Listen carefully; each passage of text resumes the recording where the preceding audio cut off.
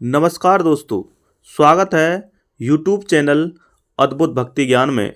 बंधुओं, आज हम आपको माता सीता की यह रोचक लोक कथा आपका दिल जीत लेगी, धन के भंडार भर देगी। तो आइए इसके बारे में हम आपको बताते हैं। बंधुओं सज्जनों, यह कहानी सीता माता कहती थी और श्री राम इसे सुना करते थे।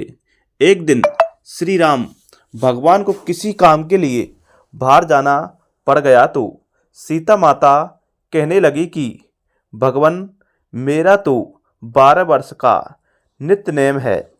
आप बाहर जाएंगे तो मैं अपनी कहानी किसे सुनाऊंगी।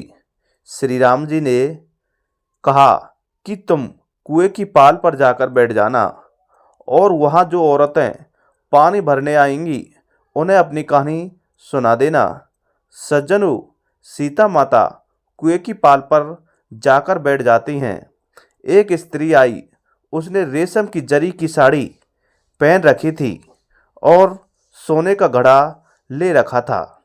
सीता माता उसे देखकर कहती हैं कि बहन, मेरा 12 वर्ष का नित्यनेम सुन लो। पर वह स्त्री बोली कि मैं तुम्हारा नित्यनेम सुनूंगी तो मुझे घर जाने में देर हो जाएगी और मेरी सास मुझसे लड़ेगी। सज्जनों, उसने कहानी नहीं सुनी और चली गई। उसकी रेशम जरी की साड़ी फट गई। सोने का घड़ा मिट्टी के घड़े में बदल गया। सज्जनों, सास ने देखा तो पूछा कि यह किस दोष अपने सिर लेकर आ गई है। बहू ने कहा कि कुएं पर एक औरत बैठी थी। उसने कहानी सुनने के लिए कहा, लेकिन मैंने सुनी नहीं, जिसका यह फल मिला। सज्जनों, बहू की बात सुनकर अगले दिन वही साड़ी और घड़ा लेकर सास कुएं की पाल पर गई। सास को वही सीता माता बैठी मिली तो माता सीता ने कहा कि बहन, मेरी कहानी सुन लीजिए। सास बोली कि एक बार छोड़, मैं तो 4 बार कहानी सुन लूँगी। सज्जनों, राम आए, लक्ष्मण आए, देश के पुजारी आए, नित्य का नेम लाए, आओ राम बैठो राम। तपी रसोई जियो राम, माखन मिश्री खाओ राम, दूध बतासा पियो राम, सूत के पलवा मोठो राम, साल दुसाला पोठो राम, साल दुसासा ओढ़ो राम।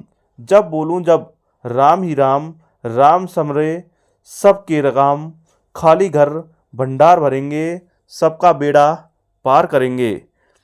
जय सिया राम, जय श्री राम।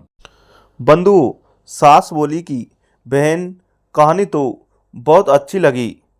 कहानी सुनकर सास घर चली गई और उसकी साड़ी फिर से रेशम जरी की बन गई। मिट्टी का घड़ा फिर से सोने के घड़े में बदल दिया गया। बहू कहने लगी, सासू माँ, आपने ये सब कैसे किया। सास ने कहा कि बहू, तू दोष लगा के आई थी और मैं अब दोष उतार के आ रही हूँ। बहू ने फिर पूछा कि कुएं वाली स्त्री कौन है। सास बोली कि वे सीता माता थी। वे तुम्हारे पुराने से नया कर देती हैं, खाली घर में भंडार भर देती हैं, वहाँ लक्ष्मी जी का वास घर में कर देती हैं, आदमी की जो भी इच्छा हो उसे पूरा कर देती हैं। बहू बोली कि ऐसी कहानी मुझे भी सुना दो। सास बोली कि ठीक है, तुम भी सुनो, और सास ने कहानी शुरू कर दी। सज्जनों, राम आए, लक्ष्मण आए, देश के पुजारी आए, नित्य नेम का नेम लाए, आओ राम बैठो राम। तपी रसोई जियो राम, माखन मिश्री खाओ राम, दूध बतासा पियो राम, सूत के पलका मोठो राम, साल दुसाला मोठो राम, साल दुसाला ओढ़ो राम। जब बोलूं जब राम ही राम, राम संभाले सबके काम, खाली घर भंडार भरेंगे, सबका बेड़ा पार करेंगे। श्री राम, जय राम, जय जय राम। सज्जनों, कहानी सुनकर बहू बोली कि कहानी तो बहुत अच्छी है। सास ने कहा, ठीक है, इस कहानी को रोज कहा करेंगे। अब सास बहू रोज सवेरे उठती, नहाती धोती और पूजा करने के लिए बाद नित्य नेम की सीता की कहानी कहती। एक दिन उसके यहाँ एक पड़ोस की औरत आई और बोली कि बहन जरा सी आँच देना। तो वह बोली कि आज तो अभी हमने जलाई ही नहीं। पड़ोसन ने कहा कि तुम सुबह 4 बजे से उठकर क्या कर रही हो फिर? उन्होंने कहा कि सुबह उठकर हम पूजा करते हैं। फिर सीता माता की नित्यनेम की कहानी कहते हैं। सज्जनों, पड़ोसन ने उनकी बात सुनकर फिर कहा कि सीता माता की कहानी कहने से तुम्हें क्या मिला?